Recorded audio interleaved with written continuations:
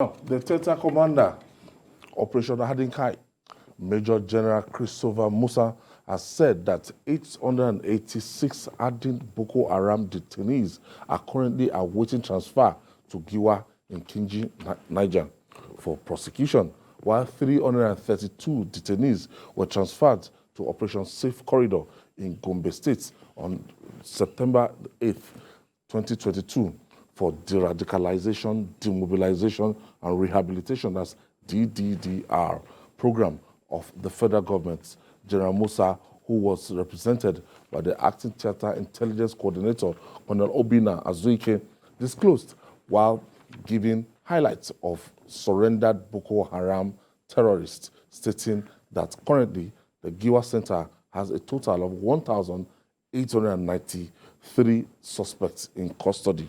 Julie, a lot of people will tell the federal government to approach this so-called repentant Boko Haram terrorists with care. That's, now we have a handful. They've caused destruction, they've done wreaked havoc, and they are saying, okay, we're tired. We want to be reintegrated into the community of normal human beings, but we have to be careful. Yes, and even where we keep them, we have to be careful where we keep them, because it is clear that some of them do not deserve to live with our people.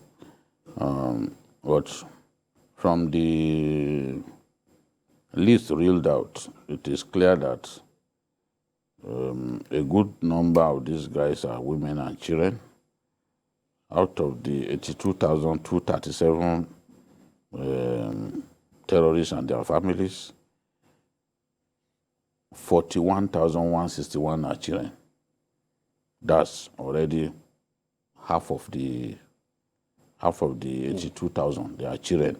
24,499 are women. So then 16,577 are active male fighters. Active male fighters. Those are the people that need de-radicalization, the people that you have to be careful about. Because, look, the IG was speaking the other day, and he told us that a lot of the girls that were rescued from the terrorist camps are asking to be allowed to go back. Stockholm syndrome. To meet their lovers, because for some of those girls, those young girls, students of the school in Chibok, where they picked these guys, they were 16, 15, 16. And it's been how many years now?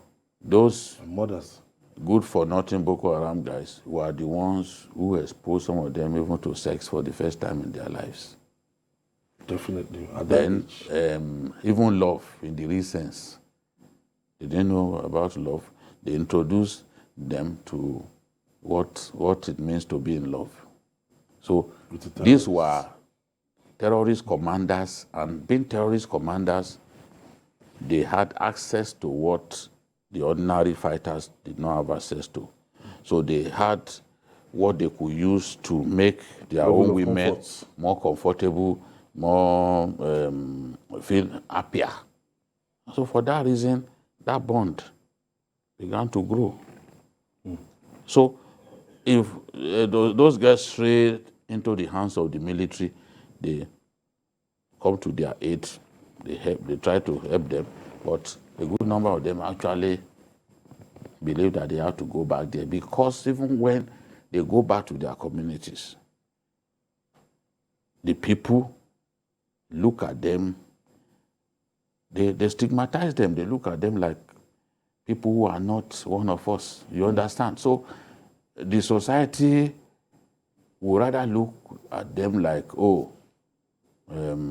wife of terrorists, this and that. And we'll be careful even in relating with them. It's that kind of attitude that will make some of them feel like going back to where they believe they will even be better received. So remember what the Shehu of Borno, the academy, said, that look, these guys destroyed our communities, killed our people in cold blood. How do we forgive them easily? It's not easy. So these old 10 people, these many fighters surrendering, a good number of them is because they didn't want to go and march with the other faction, you know. So it's not as if it came from their hearts to surrender. And now the state has to take care of them. The state has to. Now look at the number of terrorists that we are putting, that we want to put on trial. In my view, they are not enough. A good number of these guys have committed crimes for which they should be in jail. You pluck someone from his school, and then you turn them to sex slaves, put them in the family way. Marriage by force was what you did. You should be in jail. Some of them don't deserve to live. Yes, you should actually be in jail. But now we'll be feeding them. How many? 16,577 active fighters. We'll be feeding them. The attention that we are giving them, the people that are their victims, they don't get that kind of attention. They are in IDP camps hoping that somebody will come with food that they can eat on a given day. Whereas these ones, they are guaranteed. There are 3 square meals. We even sew uniform, sew dresses for them. It's so terrible. I don't know, so we're not ruling out the fact that some of these guys might even be spies. That, that Boko Haram will, pretend to have repented and go through the process of de-radicalization. We've seen them often and often to just check on what we're doing. Infiltrators. We can't rule it out. And there's not enough transparency in the whole thing. And when you take a look at it critically, why are we so much happy talking about the radicalization, that they've repented, they have this, they have that?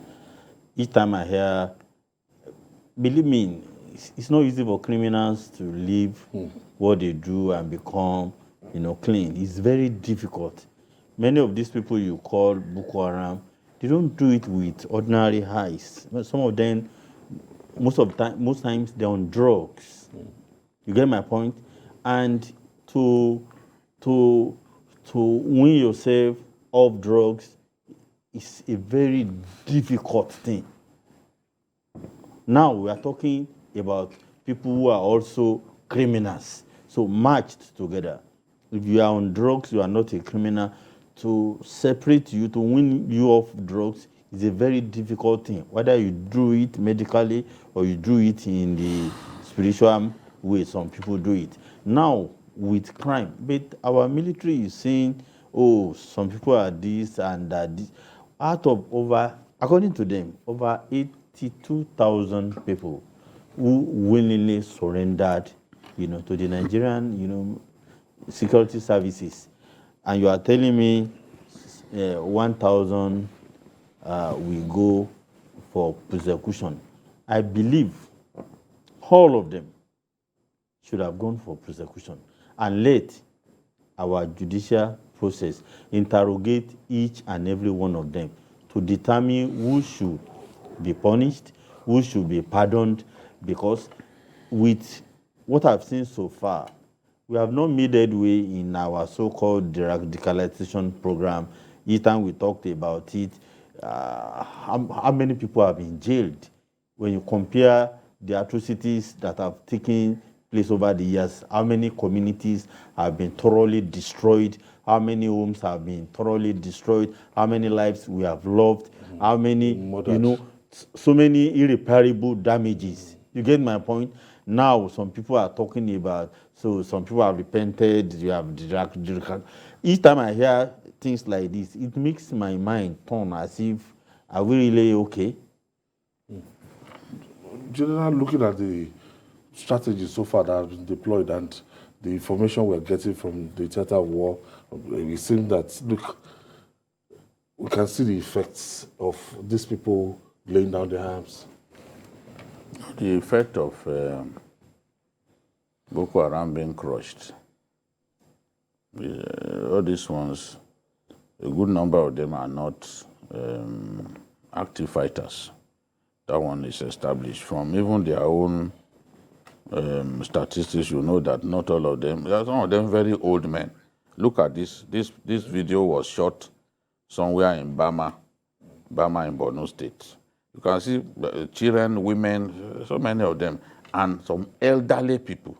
A good number of the active fighters are still there, still causing problems. So we are seeing the effect of Boko Haram being crushed by Tucano fighter bombers, Tucano bombers. We are seeing the effect of the drones. The drones are doing a massive job in that area. And our surface troops, led by General Christopher Musa, is doing an unprecedented job in that area. We are making progress. The army is safer now. The idea of simply attacking army bases is looking like something that they will not try again, because we are dealing decisively with them. So those of them who don't want to die, they know that they have a choice, and that choice is to lay down their arms. Some of them in the Tumbus, for example, it's difficult for them to come out, unlike those in the Sambisa. Those in the islands of Lake Chad, it's a lot difficult for them to surrender, because the outlets to escape are not as numerous as the other places. All right.